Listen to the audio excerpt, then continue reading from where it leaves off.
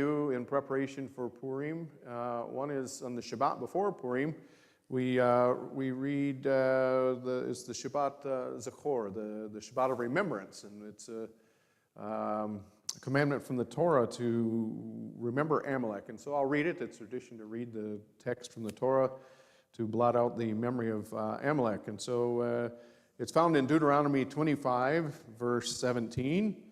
And it says, "Remember what Amalek did to you along the way as you came out from Egypt, how he happened upon you along the way and attacked those among you in the rear, all the stragglers behind you, when you were tired and weary. He did not fear God.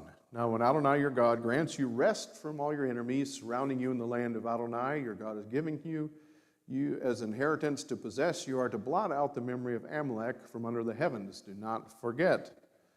So we've got this ongoing commandment from Adonai to blot out the memory of Amalek. What's going on there? We know that Haman the Agagite was a descendant of Amalek. King Saul didn't do his job. He didn't blot out the Amalekites, and he spared them, and we end up with this anti-Semitism that played out even through Haman. But what does that verse tell for us? The Amalekites aren't with us anymore, so how do we blot out the memory of Amalek? I think the principle there is Amalek, he didn't play fair. He attacked those that were straggling of the Israelites as they came out of Egypt. Those that were in the back, the women, the old, the elderly, the sick, the children. And that's how the enemy works. He goes after the vulnerable ones. We see that in the Holocaust and throughout history.